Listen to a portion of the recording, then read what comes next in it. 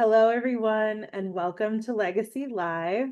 I'm Kiana London, and I'm so glad you're joining us today for a conversation that lies at the very heart of our work: permanency, belonging, and adoption. For those new to Legacy Live, this is a space where we share our day-to-day work at Legacy of Hope, who we are, we reflect on what we're learning, and we love this opportunity to connect with people like you who care deeply about children's healing and long-term well-being. I'm thrilled to be joined with by our co-founder and executive director, Marianne, who has spent over a decade building trauma-informed care systems and advocating for permanency as a fundamental right. Marianne, welcome. And Thank before we dive in, let's just start with the basics. So, how do you define permanency, and why is it so central to the work we do here at Legacy of Hope? So, why this is so important is that in order to heal, we need to feel safe. And part of safety really is knowing that you belong.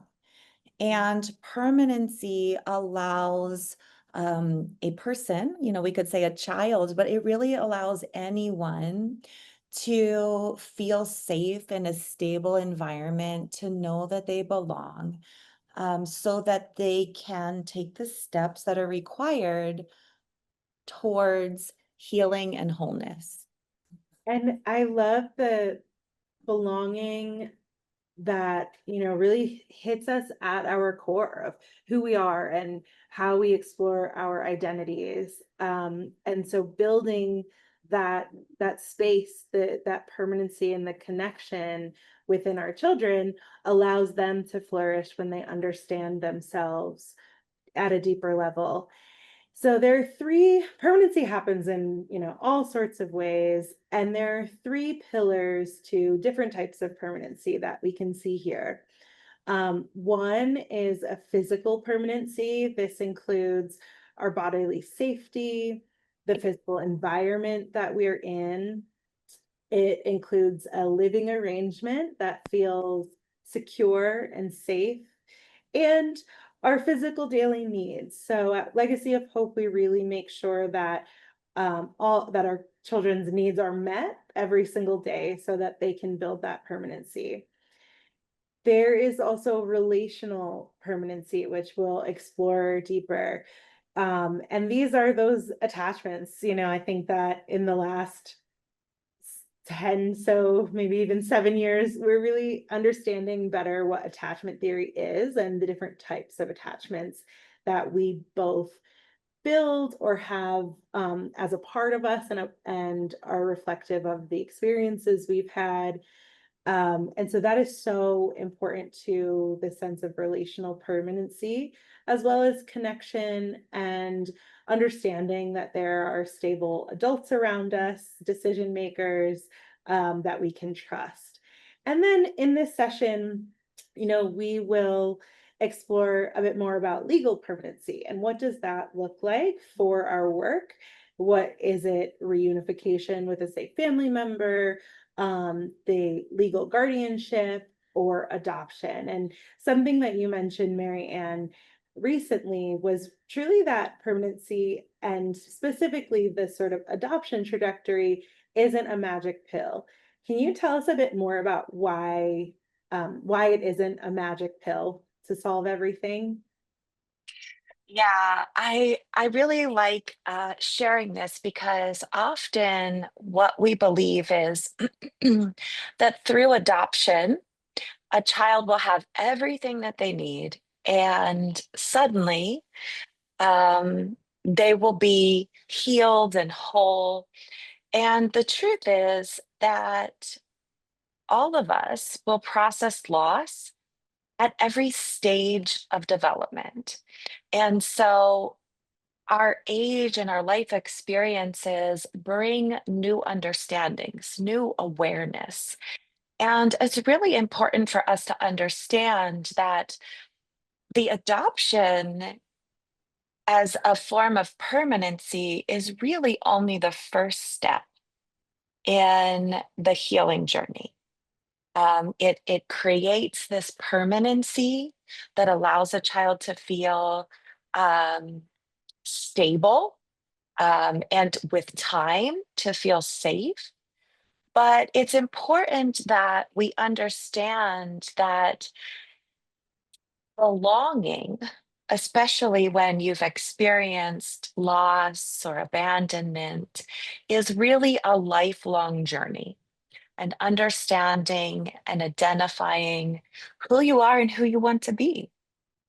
Yeah, that leads us into, as you've mentioned, really, why does permanency matter? And we have this beautiful, albeit a bit fuzzy photo of one of our caretakers reading to a group of our children, and you really can feel the safety, the curiosity, and the calm in this photo. And that process of permanency is um, such a critical process to go through, because it, as you mentioned, allows that safety and that belonging to really expand.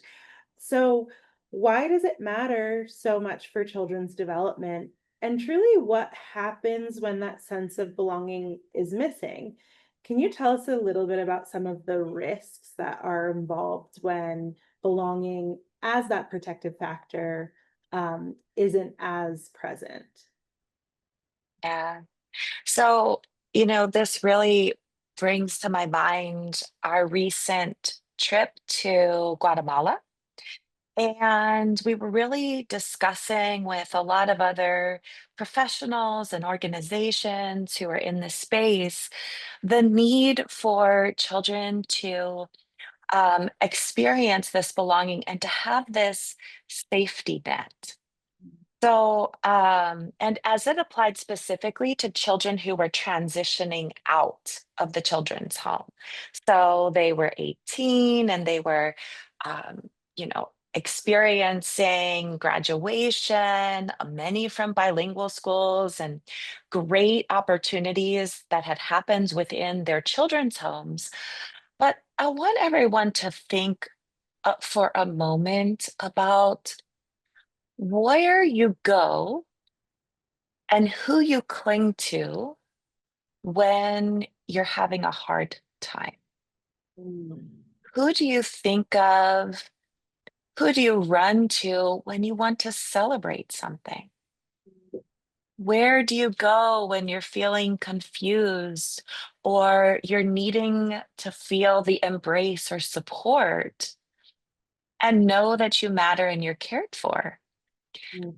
And I think that most of us have the privilege of being able to identify our family of belonging.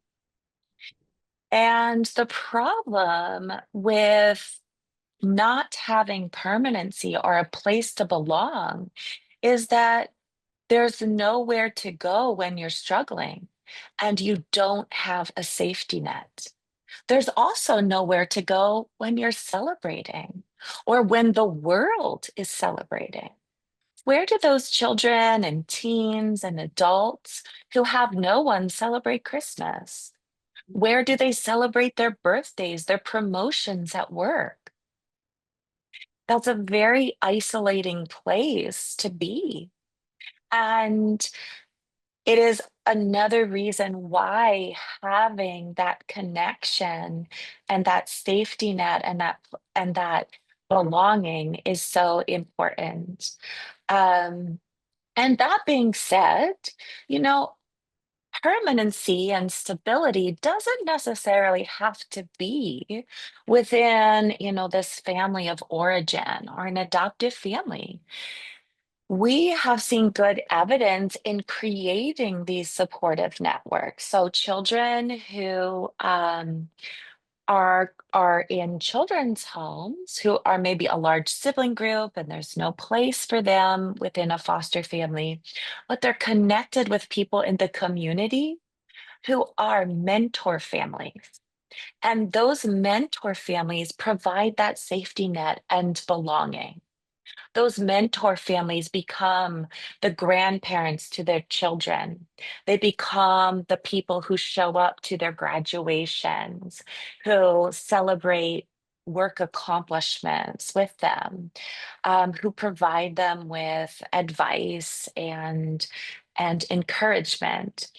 And so um, those are just a couple of ways I think that we need to begin to conceptualize the importance of belonging somewhere and having that feeling of stability and permanence. Yeah, absolutely. I love that in the work that we do and sort of our worldview and understanding about what connection means really is expansive around trusted individuals that share love and that know how to receive love in safe ways, because that it really is beyond biological family. It is beyond this sort of goal of adoption. It can happen in so many ways, and it reinforces to us how do we offer our ability for others to belong with us? How do we identify the folks that we want in our network or in our web of permanency? And it's, you're really right when you mentioned, who do you go to? I can imagine 3 to 4 core people that I go to with everything and anything. We all can imagine then the ripple effect of how those networks and communities grow, because when I feel, it is such a gift and a privilege um, to have those people to turn to in positive and negative times that I know are going to show up. And there is truly no single pathway to achieving permanency. And I love this discussion. And sort of as we were planning for it, I was thinking, there are structures, right? And in our work at Legacy of Hope, we see very common pathways to permanency, but what does it look like will always change based on the individual's experiences. And here, at Legacy of Hope, we are a part of these pathways, really ushering them into both existence and success. And in the and within our work, we really understand that every need will change based on the child. And so we have the flexibility to offer different solutions or different options when we know what is most appropriate. So really bringing it back to kind of the basics of the pathways to permanency that we offer. Group home care is what we do every single day in our emergency placement and transition homes. And this is often where a child's healing begins. It is a safe, structured environment with our trained caregivers. And please take a look at our previous Legacy Live sessions on YouTube, because they go into kind of the core and basics of what we do, the methods that we employ, and what you can see day to day, both in emergency placement and in transition. And we have a fabulous one on our 5-point care plan, which identifies how we holistically care for each child. But this immediate safety in group home care is often a starting point. And I had, a story in mind, and Marianne, your experience in seeing the group home care function is so valuable for us here. And do you have any stories of, how do group homes impact our kids socially, and particularly when there are kids that come to us in sibling groups, like what does that look like, and why is that important to keep siblings together for permanency? Yeah, so I think that group homes are an important part of the model that we have for caring for children, especially in crisis situation. Even in the US, there are not often homes, foster homes, that are able to take large sibling groups. And so a group home allows a space where siblings are able to stay together. And the reason why this is so important is just returning again to felt safety. And there's a really um, large body of research around how important it is for children to know that their siblings are safe. And the worry and the anxiety that accumulate and affect children when they don't know where their siblings are, or if they have questions about their safety. And so the group home allows these children to be able to come in to experience immediate safety, not only physically, but also that emotional connection to be with the people that they love and that they are connected to, and to know that those those important people in their life are safe. The other interesting thing about a group home, while I wouldn't say is ideal for all children, but a group home allows a practice space for Mm. experiencing things or for observing how others respond, and to see kind of what works and what doesn't work. It's kind of like a practice space for life. And it allows children to not only experience and try things, but it also allows them to observe and experience things that other children and teens are trying, and to kind of evaluate for themselves what they like, what they don't like, what works, what doesn't work. And that kind of environment is unique to a group home. Absolutely. Yeah, I think that that is such, is seen every day at Legacy of Hope in the sense of play, right? We really encourage play as an important factor of their development. And in that, we're seeing kids, figure out parts of life through play with each other. And not only play, but then our psychological sessions and therapy sessions, we really emphasize that group therapy again provides this environment where there is that cross learning amongst their peers. So another pathway to permanency is family reunification. And when it is safe and possible, our goal is always to help children reconnect with their biological family members.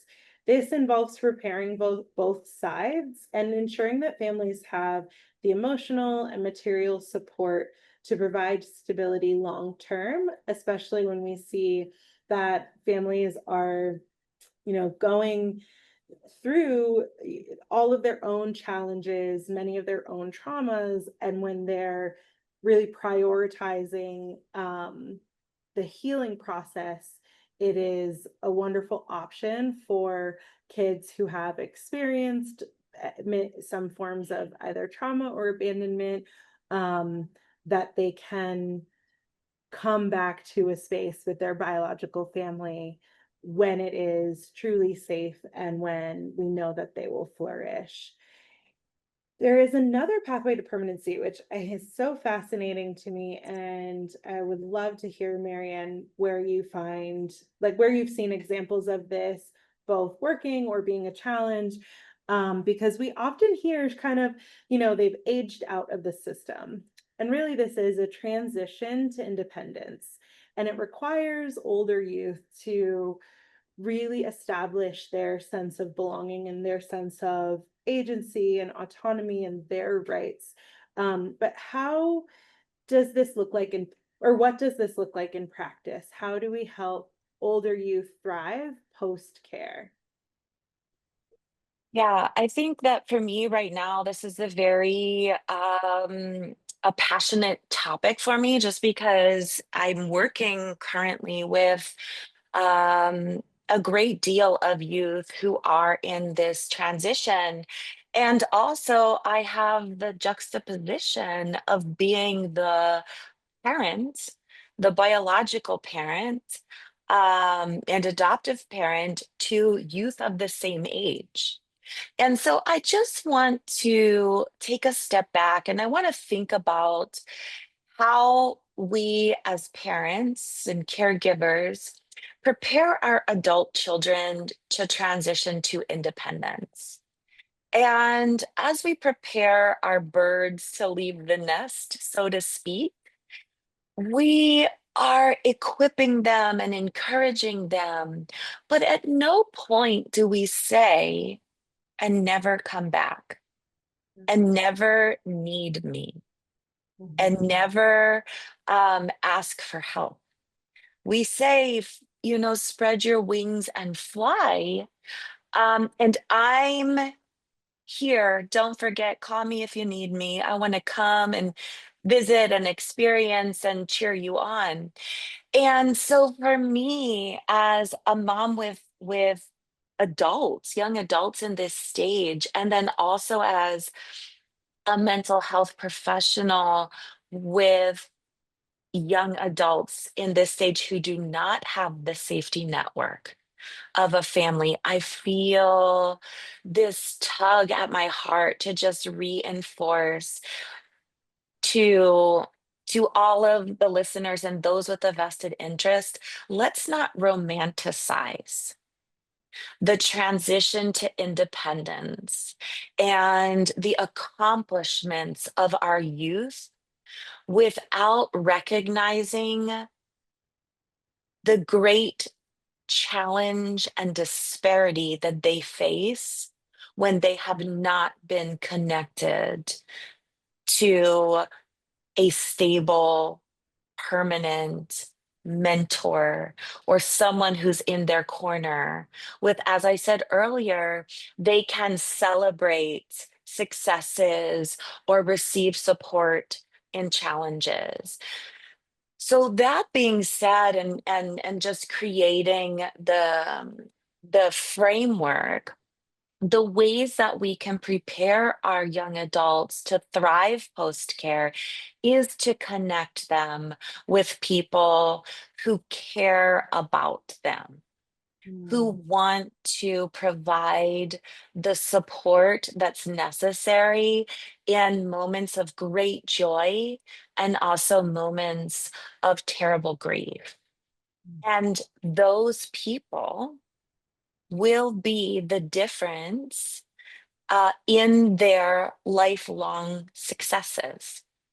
And I think it really ties back to what you said about family reunification. Oftentimes the biological families of the children and youth that we serve are lacking these same support structures. And the reason why the children and youth have entered the system in the first place is because they didn't have a support network to rely on. And so the same need for connection and a safety net and support and where to ask for help and where to celebrate needs to come from within the system itself. And I know I have said this before, but if we can support children and youth within the system of care, within children's homes and foster homes, we can also support children and their families outside of those walls, within their own biological families, within those kinship care experiences, in order to not just support and strengthen the children that we serve, but their families as well. I think that is so important to understand that we cannot have safe and healthy children without having safe and healthy adults around them. Absolutely. The thing that even that just strikes me in that moment as well, and what you were mentioning about both your own kids who are young adults and the young adults you're working with, um, is that they're in society now, and they're out there, they're able to conduct themselves with pride or respect, or they're able to make certain decisions independently.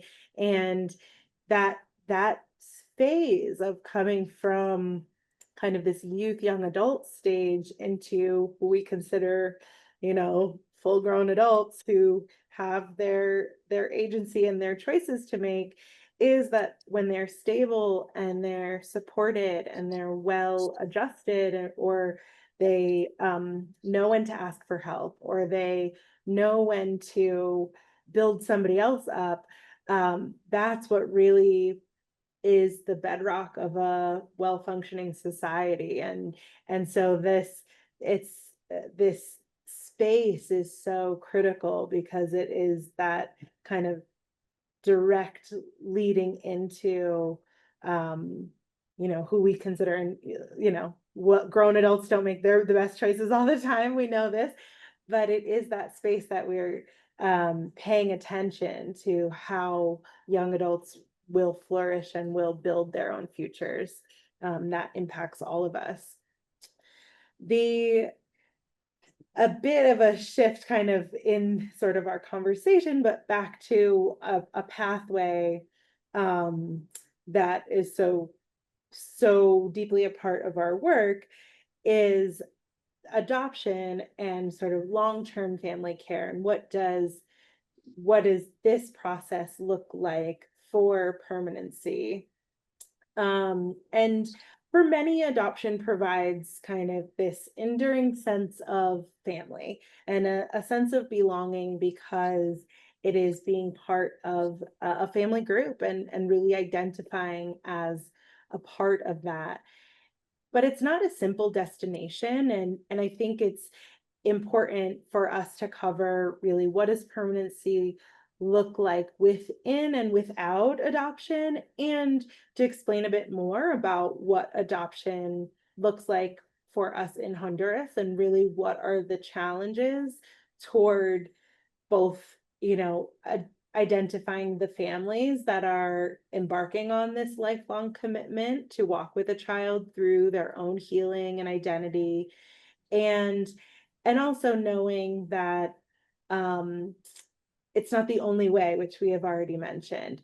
So, Marianne, you have so much experience with adoption and permanency in Honduras, both within your own family and within Legacy of Hope, and creating this incredible organization that is looking for a really safe and loving home for every child that we serve. So can you help us understand really what the adoption framework looks like, and what permanency within that framework is like in a Honduran context?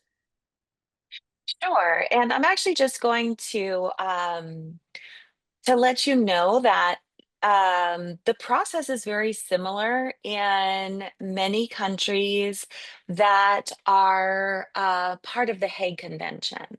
And so several years ago, Honduras did sign the Hague Convention. And so that kind of normalizes or standardizes, I guess is the word I would prefer, the process. So in order to adopt in Honduras, you need to put together your solicitude, or your dossier is what we would say in the US. And it involves collecting letters of reference and medical reports and financial documents and your own statement of intention.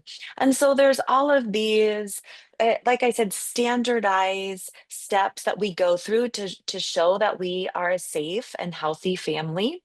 And then those documents are presented to, and in the slide we have INFA. And so INFA was the previous administrations. And so the name is always changing every time that we have an election in Honduras. So it's actually SENAF now. And what happens is that file is presented to them, they review the file, and then they allow the family, if they are approved, to participate in trainings. And this is so important, going back to, if we want to have safe and healthy children who are able to heal, we need to have safe and healthy adults who are prepared to care for them. So there's a series of trainings that the family goes through. And then there is a committee who will review the waiting children's files, and they will review the files of the waiting families. And only the committee can assign a child to a family. And SENAF is very particular in the way that they word it. They say, we don't find children for families, we find families for children. And in doing that, what they're saying is that we put the child first. Yes, we understand that you have a longing to grow your family. You have a longing to help children, but the focus should be on the child, not the family. And I think that that's a great way for families to begin their journey, understanding that the world that they lived in is about to change. Once the child is assigned to the family will have the right to accept or decline the assignment of the child. And then there will be a series of transitional visits, perhaps some phone calls, some in-person visits, some longer extended visits before the child is transitioned to their family. Of course, it may look a little bit different if it's an international versus a domestic adoption, the kind of time in between those visits, and that's due to the paperwork requirements. And then once that happens, the child and the family go to the court, and the court signs off on the adoption. And then if if it's a international adoption, then actually what has to happen is that the child returns on a visa issued by the embassy to the home country of the adoptive family, which they will then have to go through a process to essentially be adopted again in the adoptive family's country of origin. And that gets them the passport and the citizenship and the things that they need. Some of the challenges that we face in that process are, of course, the legal delays where the court is closed for the holidays, or they're on strike, or there's been a new person that comes in and they're not familiar with the processes. There's always this social stigma, and I will say that this applies to both the US and Honduras. Especially here in Honduras, adoption is not as prevalent. But I think that that stigma extends to, again, this idea that we're rescuing a child, and there's this, savior complex attached to it, and that, again, this magic pill of adoption is going to solve everything. Love will, right it all. And the truth is, love is so important, and connection is so important, but it is a hard journey full of loss. And I ask all of you to just think about your experiences of loss, and kind of the ups and downs and all of the stages that you go through in experiencing a loss. And then apply that to a child who, while in the joy of having permanency in a family, is also holding in their heart the loss of their biological family, the loss of their cultural identity, the loss of so many things, which is easy to gloss over. And I think that as an adoptive mom, it really landed on me in a tender way, especially as I watched some of the bio families sign away their parental rights to give their child something that they wanted so deeply and desperately for the child, but because of their own struggles with addiction or struggles with mental health, knew that they were not able to give. And so on the adoption day for me, whether it's a child that I'm adopting because, I'm still in the process, or it's a child from our organization that's being adopted. There's holding in that moment loss and joy at the same time, belonging in two worlds and trying to make sense of that. And so I just want to say to anyone who is listening, if you're an adoptive family, if you're considering adoption, if you're supporting somebody going through an adoption, giving our children the space to love and not choose is such an important part of their journey. Loving their birth families, loving the culture that they came from, loving the skin color, the hair type, celebrating that with them while never making them think that one is superior over the other, but the two were necessary to come together to create this beautiful new journey that they're embarking on.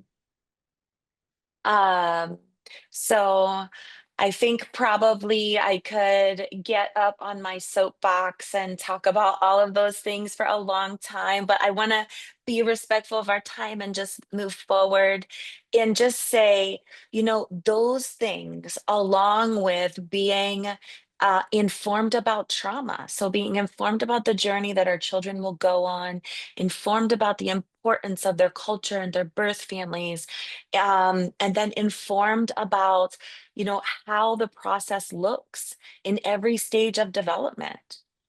Even as my adult adopted children leave the nest, they will think as they arrive at the age that their birth mother was when she gave birth to them. What was she thinking right now? When they have their first children, they will think, what was my birth mother thinking now when she abandoned me or gave me up for adoption? In all of those stages, at every doctor's appointment, and when they're asked for their medical history, it comes into their awareness.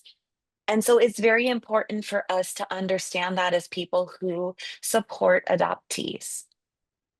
And then I think that the great place to land here is the final statement that you have on this slide, is that every successful adoption reflects this collective commitment to permanency, and not just my commitment as an adoptive mom, but the people that come around me, my tribe. If that means that you take your mixed race child to a salon where she can be around people who understand her hairstyle and reflect her culture and her identity in a way that I can't, that collective culture is an important part. Maybe it's language or other aspects, but it's so important for us to create that community that can help to not only support us in the journey of adoption, but to support the children that we love. Yeah, thank you so much. I really, once you said that, um, being able to love and not choose as such a core tenet of this process of permanency and belonging, I mean, it just took my breath away, because I think that the being a part of the process is so reflected on us as the community, and knowing that there is a support system that goes beyond kind of these legal boundaries and these legal definitions, that the status of your status of being adopted or within a group home or in with foster care or reunited with your family. Those things are not kind of the end point to any sense of permanency, of belonging. It's really that commitment and dedication from the family or potential parents or adults that are very closely related to the child or the young adult, but also the community that says, we're going to keep showing up. We're going to stay through this process, even when it's hard. We all have life challenges and traumas, and we have the understanding as adults that life is hard, but the bravery to provide an emotional connection or stability and support for more of our vulnerable populations proves that we can always recommit to belonging as a community act. And I think in this space, we first, thank you for lining out, just really the logistical dimensions of what does adoption look like in Honduras, what does it look like around the world, and sort of what does it look like in the States. Many of our audience is coming from all over the world, and so remembering that there are so many similarities to this process everywhere is so helpful. And then I really want us to sort of move into the space that looks at adoption as only one part of this really diverse tapestry of what it can look like. And relational permanency really is the glue that holds together all forms of permanency. It is the aunt who keeps showing up, the teacher who checks in, as you're mentioning, the caregiver who still is concerned about the development of someone that she may have worked with 10 years ago, or calls on birthdays. And having those strong relationships communicate a powerful message that you matter and you're not alone. And those things, when we hear that, when I hear that as an individual, I matter, I'm not alone, I can navigate this world with support. It re-solidifies my ability to thrive and to, feel like a wholly, we're always learning and we're always developing, but it makes me feel like a wholly integrated person. And that's part of the goal of our work. And what we strive for at Legacy of Hope is really sharing our expertise in the knowledge that a web of consistent and caring relationships will follow each child into their adulthood, because beyond, the legal paperwork, and though there is a lot of that, it's really the people that we share this process with. Many older youth value having at least one adult who will always be there. And, so providing that, as if you can, as someone learning about our work and or potentially very committed and dedicated to our work in our organization, think of and reflect on who you can be that stable and consistent adult for, because it's a really life-changing act of love. So amongst that, how can you support permanency? By joining us in Legacy Live and really learning about sort of the interconnections that are happening, the very dynamic and ever-changing aspects of our work, and then taking that toward your communities and advocating for family-based care and for trauma-informed systems. Marianne, I love that reflection on keeping in mind that an adoptee or a person who has had either a mixed status family or has been abandoned or has gone through the extremely difficult process of having a loving family that cannot provide and are making a choice for the successive of that individual, that trauma information being at the forefront of how we create space for folks who have endured really difficult places or difficult experiences can, knowing that that's always present for them. And so when we remind ourselves and we share with our communities and advocate for trauma-informed systems, that it is in those little moments of saying, how do I belong? Or are you paying attention to my culture or my language? What are the memories that are really difficult for me that might be swirling in my head all the time, but we can't see from the outside? And so I think building a community of highly sensitive and highly aware and informed adults is so critical. The other ways that you can support organizations like ours and definitely us beyond the awareness and advocacy is truly through financial support.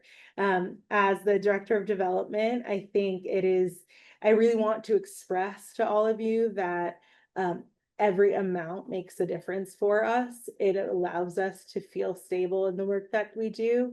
It allows us to really pay attention to the high need that we have every single day in being able to both understand deeply and commit to the best quality of care for our kids. So please consider becoming a one-time donor or a monthly donor.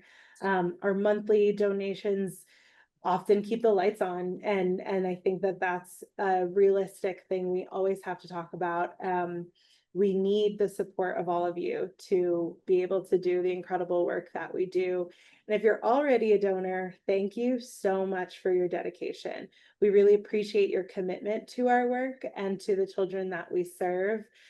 I'm always available. So if you are interested in funding a specific aspect of our work, learning more through a one-on-one call, planning a meaningful visit at Legacy of Hope, and being able to see the joy that we spread on site, you can always reach out to me. So, and I'm always excited to explore kind of creative ways that are both meaningful to you and that are deep investments in our ability to offer support to more kids every year, and not only that, but to deepen the quality of care that we are always offering.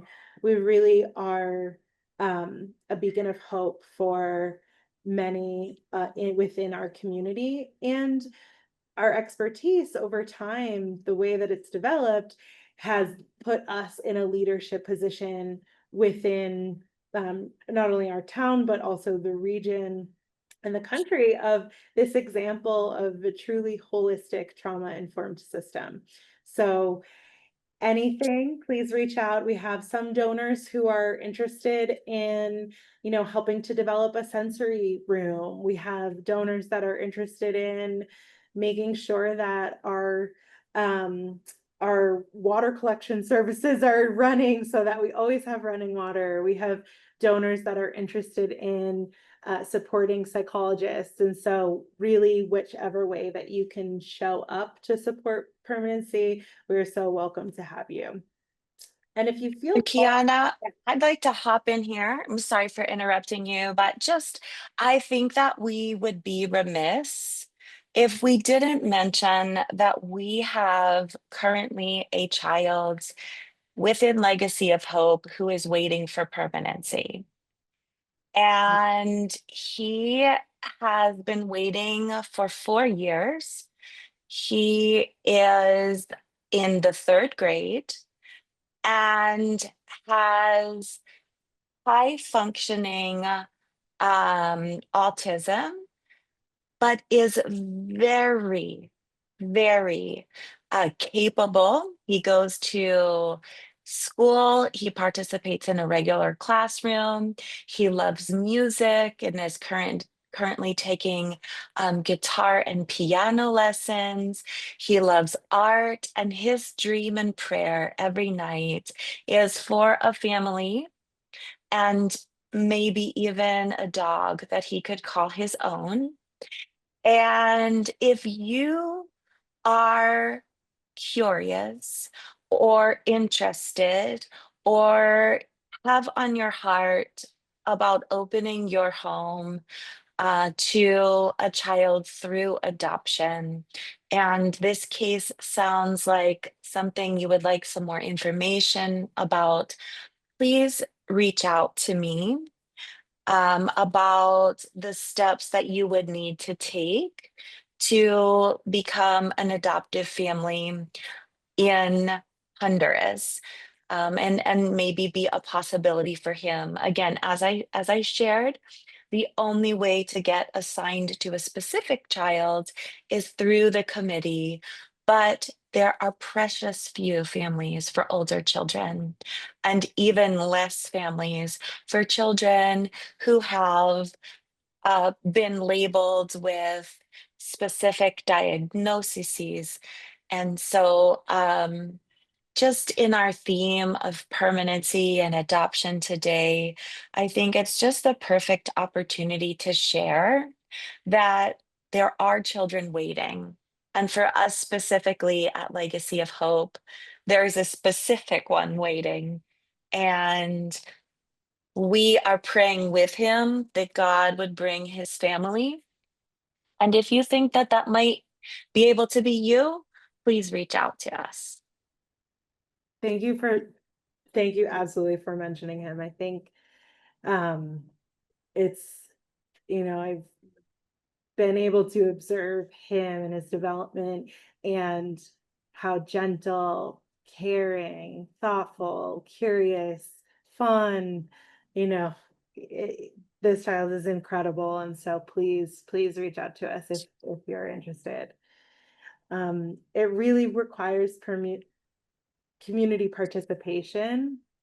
Permanency is something we build together. And so we're so grateful for any way that you are willing to and can both explore and support permanency with us. So as we start to close our session, I'd like to leave you with reflective questions to carry forward. What permanency goal resonates most with you? And how can we ensure belonging in the spaces we influence? Each one of us carries so much power in the way that we influence positively and, and maybe not so positively, but we really want to reflect on the positive ways that we can ensure belonging all around us, and we have the ability to. So please reflect on, what does it look like, whether it's you're in your kitchen with your family, whether you're on the street, whether you're helping a stranger get onto the bus, whether you are sitting alongside new members of your church, whether you are sitting with colleagues in a meeting room. We always can ensure belonging in the spaces that we influence. And so I invite you all to truly reflect on that and take it with you. And I would love for us to close with a reflection from you, Marianne, on what does belonging mean to you personally after so much work in this space and so much of your own evolution around belonging. I think for me, belonging means never having to feel alone. And whether that means I belong in my family, or I belong in my friend group, or I belong in my community or my church, I know that I have this connection with people who don't have to be like me, but that care about me. And I think it's so beautiful to know that we were created for connection. And belonging is really that essence of connection, right? Even the Trinity, the Father, the Son, and the Holy Spirit, they work connected to each other, right? Mhm. And I often share about our our faith is that we belong to a family that isn't connected by our blood, but that is connected by the sacrifice and the blood of Christ that was shed for all of us. And to know that across cultures, across the world, across languages, that we belong, that we are loved, that we are cared for, um, is so grounding. Even in the moments where we have these fleeting thoughts like, I feel isolated or I feel alone, to remember that our feeling isn't a fact, but we could trace back and know that there are people around us where we belong. Thank you so much, Marianne. That was beautifully said. Thank you for being with us and sharing your wisdom. I love that closure on connection is part of how we are created, that we are created for connection. And thank you to all of you for joining us. We're so grateful for your participation and your partnership and your belief that every child deserves a safe and loving home. There are so many ways to get in touch with us, so please do. Learn more at our website. Stay tuned for some upcoming Legacy Live sessions. Reflect on our previous Legacy Live sessions, which are all held on our YouTube page. Follow us on social media, and please consider becoming a regular donor. We're so grateful for all of you and truly for walking with us on our mission and this journey in building protection for all of the children that we serve, the children everywhere, and for each of us in building our community. So thank you. Bye. Bye-bye.